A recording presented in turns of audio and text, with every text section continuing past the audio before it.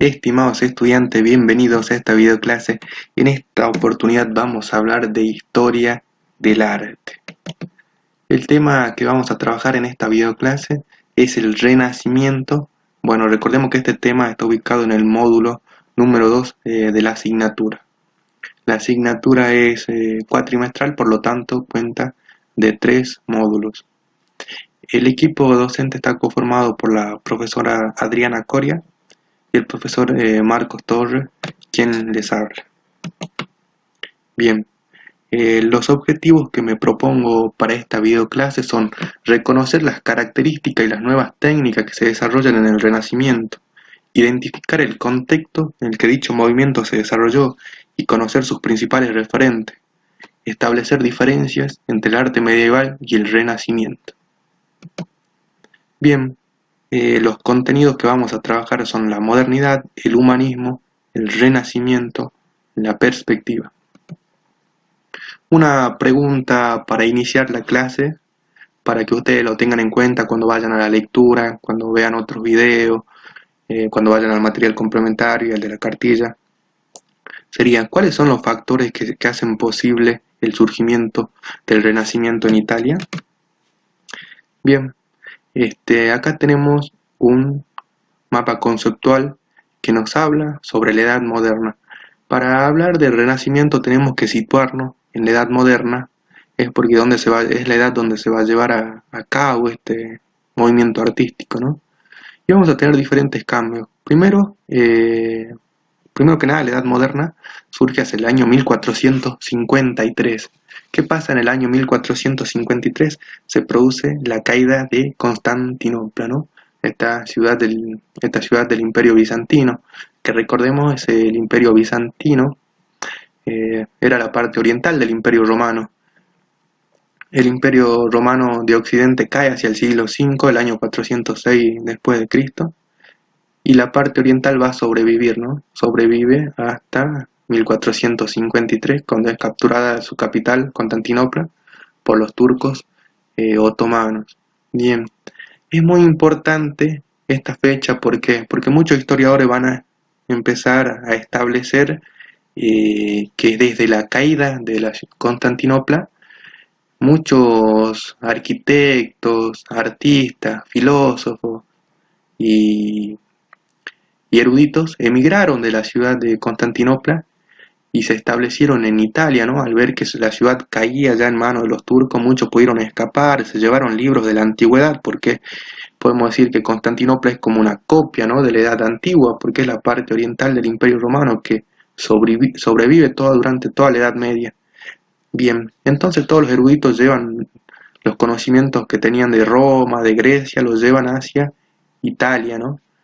Y ahí produce un florecimiento del Renacimiento, ¿no? Los nuevos conocimientos, los nuevos libros que hasta el momento no se conocían en Europa porque se conservaban en el Imperio Bizantino, se dan a conocer y se empiezan a estudiar, ¿no? Bien, los cambios que tenemos en esta edad moderna, primero que nada, la invención de la imprenta es algo muy, muy importante. Por Gutenberg, hacia el año 1440 aproximadamente se inventa la imprenta. ¿Y qué es lo que pasa? Eso permite producir libros y texto en grandes cantidades. Entonces va a ser más fácil la expansión de las ideas y de las corrientes filosóficas, de los textos, los libros, las traducciones van a ser muy importantes. En lo religioso, en la Edad Moderna, tenemos el fin de la hegemonía de la Iglesia, ¿no? Bueno, Martín Lutero es uno de los reformadores, ¿no? Es protestante y, bueno, protesta un poco, intenta cambiar, critica mucho la vida lujosa que llevaba el Papa, que llevaban los obispos, ¿no? Y traduce la Biblia en alemán, que es muy importante para luego para luego ser comprendida por todas las clases populares, que si bien antes se hablaba en latín y se daba la misa en latín, se leía la Biblia en latín, ahora ya pasa a los idiomas, ¿no? A los idiomas más comunes, primero al alemán. Bien. ¿Qué proceso de cambio tenemos en lo político? En lo político tenemos el surgimiento del Estado moderno, ¿no?, que se caracteriza por nuevas instituciones en esta edad. Bueno, en un comienzo, los estados modernos, el régimen político es el absolutismo monárquico. El absolutismo monárquico simplemente es la concentración de todo el poder, del poder político, en manos de un individuo, el rey, el monarca. Bien, y ahora lo más importante es en el pensamiento, qué es lo que vamos a tener en la edad moderna. En la edad moderna se va a llevar a cabo el humanismo, que es una corriente filosófica que tiende a dejar de lado esa idea de que el Dios, la Biblia, lo sagrado sería el centro del mundo, sino que ahora tiende al estudio del hombre, siente que el hombre es el centro del mundo y se vuelca hacia las cosas reales, hacia las cosas naturales, dejando un poco de lado toda esa parte más sacro que tenía la Edad Media. El Renacimiento vendría a ser como la parte artística del humanismo, y bien, y el humanismo la parte filosófica del Renacimiento, así, es como recíproco, ¿no? Bien, entre los dos constituyen la modernidad, que es característica de la sociedad occidental. ¿Por qué es característico de la sociedad occidental? Un filósofo e historiador, Enrique Dussel, plantea la idea de que la modernidad solo se da en Europa, por lo tanto, el Renacimiento solo es europeo. No podemos hablar de Renacimiento en Rusia, en China, en Asia, en África, porque es algo característico de los europeos, ¿no? Que tienden a volver hacia la cultura clásica, que sería Grecia y Roma, tratar de rescatar los principales aportes, los principales aportes en arquitectura, en pintura, eh, los temas de hacer las pinturas, los materiales, bueno, se trata de rescatar en este periodo, ¿no? Ya que en la Edad Media la cultura griega y la cultura romana era un poco vista como lo pagano, ¿no? Entonces ahora ya se trata de crear todo un movimiento artístico alrededor y influyéndose sobre estas dos culturas, ¿no? La griega y la romana. Bien, acá yo le hablaba un poco de por qué se produce ese rescate, esa, esa influencia de lo romano, de lo griego, este, hacia este periodo, ¿no? Bien, lo primero que le marcaba era la caída de Constantinopla, del Imperio Bizantino, hacia 1453. Porque los eruditos de Constantinopla, acá tenemos en el mapa el Imperio Bizantino, se llevan hacia las ciudades italianas todos los conocimientos griegos, conocimientos antiguos que tenían las bibliotecas, los conocimientos griegos y los conocimientos de Roma. Bien, pero anteriormente, hacia el año 1202-1204, se produce una cruzada que tiende a saquear Constantinopla, ¿no? Ya que igual en Constantinopla era ortodoxa, ¿no? Cristiana ortodoxa, y no respondía a la autoridad del Papa, aunque sí era cristiana, ¿no?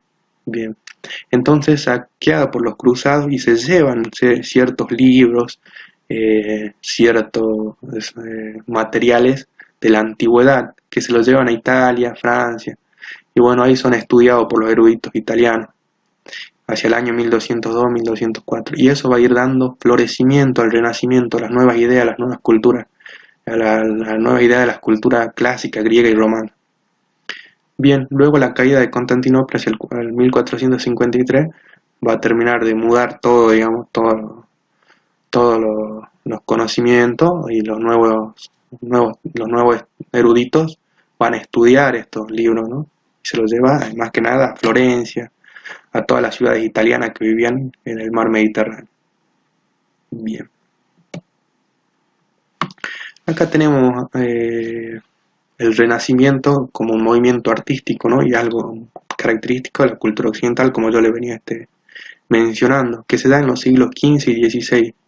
¿Y qué postula? Postula la rehabilitación del hombre y el mundo frente al espíritu teológico medieval, ¿no? Ya dejar de lado eso espíritu vinculado hacia Dios, hacia lo sagrado, ¿no? Bueno, entonces, ¿por qué aparece el Renacimiento? Hay varios cambios en la cultura. Primero que nada hay aparición de mecenazgo. ¿Qué eran los mecenas para empezar? Simplemente eran los que te patrocinaban a los artistas, los patrocinadores. Tenemos a los burgueses por un lado, ya empieza a haber una incipiente burguesía que va creciendo, sobre todo en las ciudades italianas. El Renacimiento es característico de Italia, ¿no? Para tenerlo en cuenta. Bien, y no solo eso, los papas también van a ser patrocinadores de los artistas van a trabajar para un noble o para una persona adinerada, el caso de un noble o un papa, ¿no? Bien, esos serían los mecenas, ¿no? Serían los patrocinadores. Nuevo concepto de belleza, ya se deja de lado lo divino y se tiene más en cuenta el cuerpo humano, se tiene más de cuenta lo real, eh, como sinónimo de belleza, ¿no? Ya no lo divino. Bien. Existencia de restos arqueológicos de la cultura romana que se van descubriendo, nuevos, recordemos que simplemente la iglesia a los monumentos romanos le creó una iglesia encima, ¿no? Entonces todas las iglesias paganas fueron como reconvertidas a iglesias cristianas, pero seguían estando los restos arqueológicos, todo seguía existiendo, solo que se fue produciendo un sincretismo, como se llama, ¿no? Ese entrevero, podemos decir, de la cultura pagana con la cultura cristiana. Bueno, después tenemos el naturalismo, que es simplemente el tratar de representar figuras más naturales, ¿no? El interés por la naturaleza, ya no por la Biblia. Y el individualismo está más que nada relacionado al mecenazgo, ¿no? Porque los nuevos artistas que ya no van a ser como en la Edad Media, van a pretender presentar sus obras de maneras individuales, ¿no? Ya no en grupos ni como en gremios medievales que había, ¿no? Porque ¿qué pasaba en la Edad Media? Los artesanos solían ser artistas y ahora ya no, como que se inventa la nueva profesión ya de artista volcada al individualismo, ¿no? Bien. Acá tenemos otras características del Renacimiento que les quería marcar, que primero es la influencia en las obras de arte sobre la antigüedad griega y romana. Luego los pintores se interesan por representar la desnudez del hombre y la mujer, que es algo muy importante en el Renacimiento que no se hacía en la Edad Media, ¿no? En la Edad Media estaba prohibido pintar desnudeces y cosas de ese estilo, ¿no? Que se han recuperado ahora en la Edad Moderna. Descubrimiento de la tercera dimensión, es decir, la perspectiva. ¿Qué es la perspectiva? La perspectiva es técnica para representar un espacio tridimensional en una superficie plana, para lograr más imágenes realistas. Primero siempre vamos por ahí al cine o a algún lugar y escuchamos hablar de 3D. Bueno, eso es tratar de que las imágenes sean más realistas, ¿no? Poder imaginarnos qué es lo que está pasando atrás en una tercera dimensión para que no sea solo plano. Bien. Bueno, se introducen nuevos temas como retratos y temas mitológicos tomados de la cultura. Bien, luego vamos a tener una periodización, podemos decir, del 480, que se lo divide, del Renacimiento, perdón, que se lo divide en el 480 y en el 580. Bien, en el 480 vamos a tener en la arquitectura a Brunelleschi y en la escultura a Donatello. Son artistas italianos.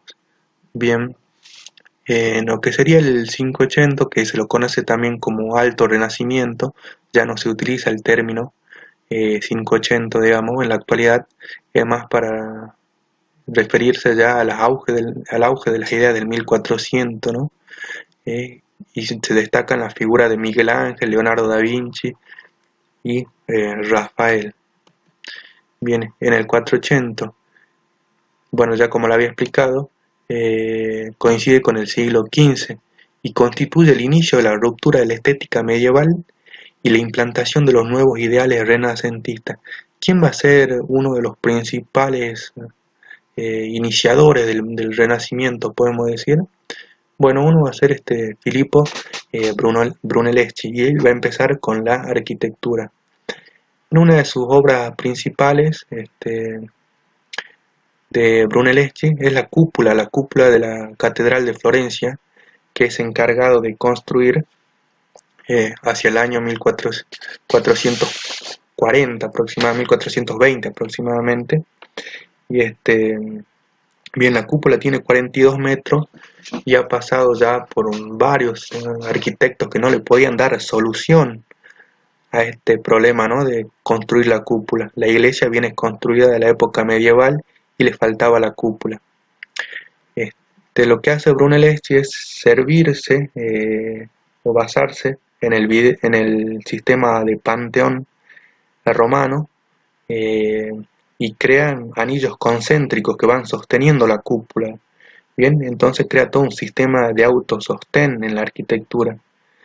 Lo que tenemos en la corona de la cúpula, podemos decir, se conoce como linterna. También es diseñado por Brunelleschi, pero ¿qué pasa? Él muere, no llega a ver el final de su obra y es enterrado en en la misma catedral que estaba construyendo, ¿no?, en la catedral de Florencia. Bien.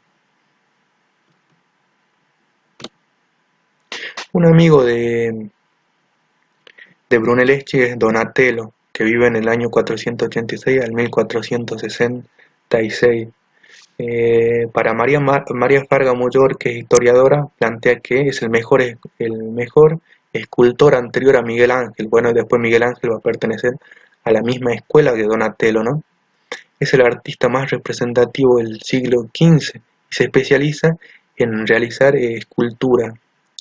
Es amigo de Brunelleschi y juntos viajan a Roma y realizan continuos viajes y en donde se van enriqueciendo de las ideas del Renacimiento que se estaba dando en Roma. Bien, acá tenemos la figura del rey David y que ya le quita la figura de un rey con barba, que se lo tenía en la Edad Media, y ahora le da una figura, podemos decir, más juvenil y con rasgo más humano, no tan endiosado como se lo dibujaba, ¿no?, o como se lo representaba en la Edad Media, ¿no? Es el primer desnudo masculino, dice, que se va a producir desde la antigüedad, ¿no? Es el primer desnudo del Renacimiento, ¿bien? ¿Bien? Bueno, después tenemos este famoso cuadro de Leonardo da Vinci, bien, que vive desde 1425 a 1519. Él ya sus ideas van perteneciendo un poco a lo que sería el Quinquecento, el alto Renacimiento, ¿no? Sus cuadros se caracterizan especialmente porque le da un efecto de neblina, ¿no? En lo diferente, acá por ejemplo en la última cena podemos ver una especie de neblina a pesar de que está mal conservado. Otro cuadro muy famoso de él es la del esposo de este funcionario florentino, para que recordemos que ellos trabajaban, ¿no? Los artistas eran empleados de los pequeños funcionarios, burgueses, religiosos, del Papa incluso. Y este es el cuadro que él realiza, la conocida Gioconda, en 1503.